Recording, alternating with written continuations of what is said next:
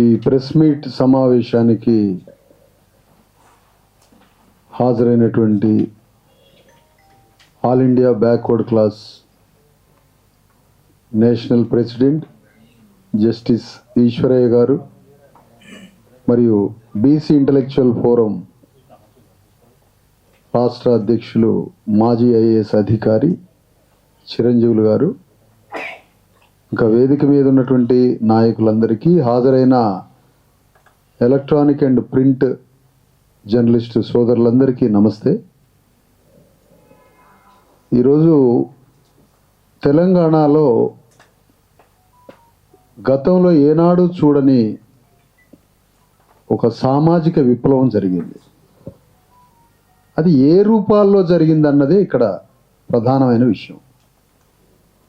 ఒక తమిళనాడు తరహాలో, ఒక బీహార్ ఉత్తరప్రదేశ్ తరహాలో, అంత కాకపోయినా సామాజిక విప్లవానికి పునాది రాయి పడింది మొన్న స్థానిక సంస్థల ఎన్నికలతో. దానికి ఏమి కారణమై ఉంటుంది? ఏమిటి అసలు పరిణామం? ఏం జరిగింది? అది సంపూర్ణ బీసీ వాదమా అసంపూర్ణమా అనేది కాస్త అట్లా ఉంచితే, ఒక సామాజిక విప్లవము, ఒక సామాజిక చలనము, ఒక సామాజిక పరిణామం జరిగింది. 50% పైన బీసీలు స్థానిక సంస్థల సర్పంచులలో పోటీ చేసి 50% బీసీలు పోటీ చేసి గెలవడం జరిగింది. ఎస్సీ ఎస్టీలు కూడా ఎన్నో చోట్ల జనరల్ స్థానాలలో పోటీ చేసి గెలవడం జరిగింది. అంటే ఇది ఒక 50% పైన, అదొక 20% రిజర్వేషన్, ఎస్సీ ఎస్టీ రిజర్వేషన్ 20%, బీసీలు గెలిచింది 50%, 70%, ఒక 5% జనరల్ స్థానాల్లో ఎస్సీ ఎస్టీలు పోటీ చేయడం జరిగింది. అంటే 75% పైన బీసీ ఎస్సీ ఎస్టీలు పోటీ చేసి గెలవడం జరిగింది తెలంగాణ గడ్డ మీద. తమిళనాడులో 90% గెలిచారు. అంటే ఒక 15% మాత్రమే తమిళనాడుతో పోటీ పడే ఒక తేడా ఉంది. ఎందుకు ఇట్లా జరిగింది? తెలంగాణలో ఏనాడు లేనిది. గతంలో కూడా కొన్ని జనరల్ స్థానాల్లో బీసీలు పోటీ చేసి గెలిచిండ్రు. కానీ ఈసారి 50% ఎందుకు దాటింది అంటే, సాంప్రదాయ బీసీ సంఘాలని దాటి, సాంప్రదాయ బీసీ సంఘాలంటే ఏంటి? పాలక వర్గాలని చల్లగా చూడటం అన్నమాట. చల్లగా ఉండండి, మీరు హాయిగా, మీరంతా చల్లగా ఉండండి బాబు, స్వామి నిద్రపో నీమది చల్లగా అని ఒక పాట ఉన్నది. అట్లా పాలక వర్గాలని చల్లగా చూసే బీసీ సంఘాల వల్ల ఏ విప్లవం రాలేదు తెలంగాణలో. కానీ పాలక వర్గాల మీద పాలాభిషేకం కాదు, పూలాభిషేకం కాదు, వారిని చల్లగా చూడటం కాదు, పాలక వర్గాల మీద అగ్నివర్షం కురిపించే శాస్త్రీయ బీసీ సంఘాలుగా మేము బయలుదేరబట్టే తెలంగాణలో ఈ సామాజిక విప్లవం వచ్చింది. మేము కురిపించింది పాలవర్షం కాదు, అగ్నివర్షం. మేము బీసీలకి అగ్రవర్ణాలకి ఉన్న సంబంధాన్ని గొడ్డలితో నరికాము. ఆలోచన రావాలి మనకి కూడా. ఏం ఆలోచన రావాలి? ఆత్మగౌరవం అంటే కామన్ భాషలో మాట్లాడితే, అన్న ఫోన్ కొద్దిసే ఏమనుకోదు, ఆత్మగౌరవం అంటే సామాన్యులకు అర్థం కాదు. ఆత్మగౌరవం అంటే ఏంటో తెలుసా? సింపుల్గా తూకిత్తే అంటే తూకిత్తే, అదే ఆత్మగౌరవం. నువ్వెంత అంటే నేనంత. ఆత్మగౌరవం అంటే అర్థం అదే. రేవంత్ రెడ్డి మెస్సీతో ఫుట్బాల్ ఆడిండు, బీసీలు రేవంత్ రెడ్డితో ఫుట్బాల్ ఆడారు, పొలిటికల్ ఫుట్బాల్ ఆడారు. ఇది మిశ్రమ స్పందన కావచ్చు, ఇది సంపూర్ణ బీసీ స్వతంత్ర ఉద్యమంగా ఇంకా రూపు దాల్చకపోవచ్చు.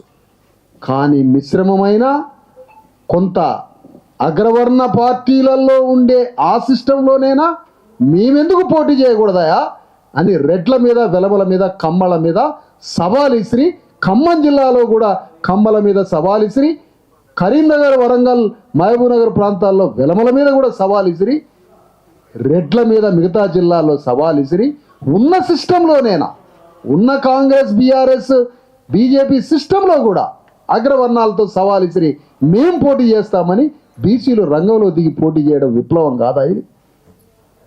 ఇది సాంప్రదాయ బీసీ సంఘాలతో రాలే, ఏ కమ్యూనిస్టు పార్టీలతో రాలే. స్వతంత్ర బీసీ ఉద్యమం అగ్రవర్ణాలతో డిస్కనెక్ట్ అయి మేమే స్వతంత్ర భావజాలంతో సొంత కాళ్ల మీద సొంత ధర్మంతో సొంత ఆలోచనతో ఈరోజు బీసీలు అగ్రవర్ణాలతో విడిపోయి ఈ విప్లవ భావజాలాన్ని తేవడం వల్ల మాత్రమే ఈరోజు బీసీలు సర్పంచులై గ్రామానికి మొదటి పౌరుడైండు బీసీ. మామూలు విషయమా?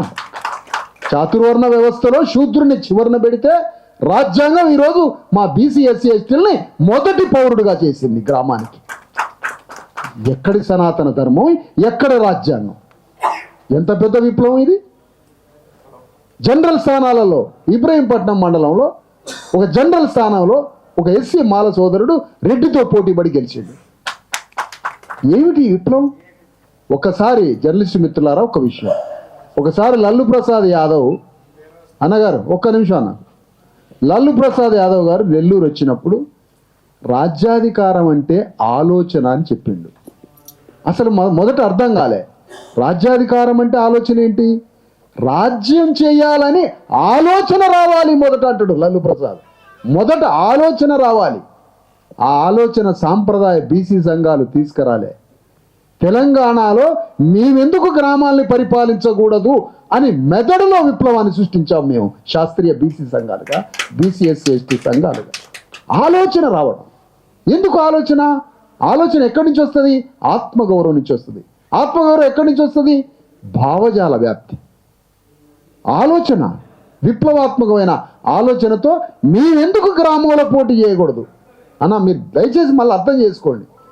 ఒక 100 ఎకరాల 1000 కోట్ల రూపాయలున్న రెడ్డి వెలమ కమ్మ భూస్వామ్య పెట్టుబడిదారుల మీద బట్టలు సరిగ్గా లేని బీసీ నేను గ్రామానికి సర్పంచ్గా పోటీ చేస్తా అంటే అంతకన్నా మించిన విప్లవం ఉందా అని అడుగుతున్నాను నేను. ఏం మామూలు మాట ఇది? ఇలా రియల్ ఎస్టేట్లో తెలంగాణలో ఆసియా ఖండంలోనే రియల్ ఎస్టేట్లో 1000 కోట్లు సంపాదించే హైదరాబాదు దాని చుట్టుపక్కల తెలంగాణలో రెడ్డి రావు వెలమ కమ్మలు 1000 కోట్లు 100 ఎకరాల భూములున్న వారి మీద వాళ్ళు 100 కోట్లు తీసుకొని గ్రామాలకు వచ్చారు. అసెంబ్లీ ఎన్నికల్లో 3000 4000 ఓటు, సర్పంచ్ ఎన్నికల్లో 12,000 రూపాయలు పంచారు ఈ రెడ్డి వెలమ ధరలు. ఒక ఓటుకి 12,000 పంచారు. మా బీసీ సోదరులు మంచి మనసును పంచి గెలిచారు. పైసలు పంచలే, మాకు చేత కాదు పైసలు, మాకు రాజ్యాంగమే పైసలు, రాజ్యాంగం ఆయుధం, రాజ్యాంగం విప్లవం, మాకేం లేదు. ఆ విధంగా తెలంగాణ గడ్డ మీద నువ్వు 17% మమ్మల్ని బందెకానలో పెడితే నీ బందెకాన్ని బద్దలు చేసుకొని 52% సర్పంచులు గెలిచిండ్రు మా బీసీలు. నువ్వు బందెకాన వేసిన చుట్టూ కంప, నువ్వు 10 ఏళ్ళనే ఉండని తెలంగాణ తెలంగాణ తెలంగాణ అని మొత్తుకున్నావు. ఆంధ్రాలో ఉన్నప్పుడు 36% రిజర్వేషన్లు ఉంటే తెలంగాణ అయ్యాక 17%కి పరిమితమైన. ఇది మన తెలంగాణ విప్లవం. ఇది విప్లవాల కిల్లా తెలంగాణ. ఆ విధంగా తెలంగాణలో వితిన్ ద సిస్టంలోనైనా బీసీలు గెలిచిండు. మొత్తం 52%లో కొంతమంది వితిన్ ద అప్పర్ కాస్ట్ సిస్టంలోనైనా నువ్వెందుకు పోటీ చేస్తారు, నేనెందుకు చేయను అని పోటీ చేసి గెలిచిండు బీసీలు.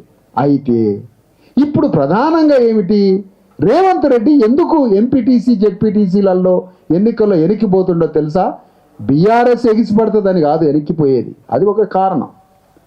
బీఆర్ఎస్ ఒకవేళ కారు సింబల్ మీద మొత్తం అదే ఆక్యుపై చేసి గెలుస్తుందా అని దానికి భయపడట్లేదు రేవంత్ రెడ్డి, అది ఒక భాగమే. బీసీ విప్లవం వచ్చి కాంగ్రెస్కి గోరిగట్టి దాన్ని భయపడి ఆగిపోతున్నాడు ఆ ఎన్నికల విషయం. ఇన్ని ఆలోచిస్తున్నాడు. అందుకని ఇప్పుడు మొత్తానికి బీసీ విప్లవం వచ్చింది. ఎస్సీ ఎస్టీ విప్లవం బడబాగ్నిలాగా అండర్ కరెంట్లో దాక్కొని రెడీగా ఉంది. బీసీ విప్లవం ఆలోచన వచ్చింది. మళ్ళీ చెప్తున్నాయా, ఇది నీమది చల్లగా లాగా రేవంత్ రెడ్డి చల్లగా ఉండాలి, పాలతో పాలు పోస్తూ ఉంటే ఆయన చల్లగా ఉండాలి అని పాలాభిషేకం చేసిన ద్వారా జరగలే ఈ విప్లవం. అగ్ని కురిపించిన దానితోటే ఈ విప్లవం వచ్చింది. మేము డిస్కనెక్ట్ అయినాం పాలక వర్గాలతో. ఎన్ని 100 మీటింగుల్లో పాల్గొని ఎన్ని 100 విషయాలు, 1000 మీటింగులు, లక్షల మందికి భావజాలం కురిపిస్తే ఇది ఆయన స్క్రీన్ పెట్టుకొని నిలబడ్డ ఉద్యమం అనుకుంటారా? స్క్రీన్ హీరోలు అనుకుంటారా? పబ్లిక్ హీరోలాగా ప్రజల్లోకి పోయి 75 ఏళ్ల పెద్ద మనిషి, రిటైర్డ్ అయిన ఐఏఎస్ అధికారి, మేము కలిసి అర్ధరాత్రి లేదు అపరాత్రి లేదు తెలంగాణ మొత్తం తిరిగి భావజాలం విసిరి పాలక వర్గాలతో యుద్ధం చేయబట్టి ఇవాళ 52% బీసీలు బయటికి వెళ్ళారు. ఏం చిన్న విషయం అనుకుంటారా? ఇది చిన్న విషయం కాదు. ఎవరితో మేము పోటీ పడింది? ఎవరితో యుద్ధం చేసింది? వేల కోట్ల రూపాయలున్న రెడ్డి వెలమ కమ్మదొరల మీద, 100 ఎకరాలున్న భూస్వాముల మీద, గ్రామాల మీద శతాబ్దాల తరబడి వాళ్ళ గ్రామాల నియంత్రణలో ఉన్న గ్రామాల బద్దలను కొట్టి చిట్ట చివరిగా ఉన్న శూద్రుడు తీసుకొచ్చి మొదటి పౌరుడిగా మార్చిన ఉద్యమం. ఇది చిన్న విషయం కాదు నాన్న, చాలా పెద్ద విషయం. అయితే ఇప్పుడు మా మీద చాలా పెద్ద బాధ్యత ఉంది. ఈ రగిలించిన ఆలోచన, ఈ బీసీలలో, ఎస్సీలలో, ఎస్టీలలో ఈ రగిలించిన ఆలోచనకి ఒక సంపూర్ణ రూపం రావాలి. ఆ సంపూర్ణ రూపానికి మాకు చక్కగా 3 ఏళ్ల సమయం ఉంది. పాలు పోసి చల్లగా ఉండే పని పాపం వాళ్ళని చేయనియండి. వారు రాహుల్ గాంధీ మీదికి రారు, కొట్లాటకి వారు ఎవరి మీదికి రారు. కానీ మాకు 3 సంవత్సరాల టైం ఉంది.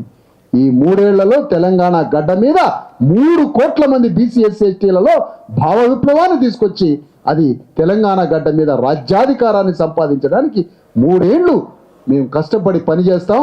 బీసీ ఎస్సీ ఎస్టీలు అందరం ఒక్కటై పనిచేస్తాం.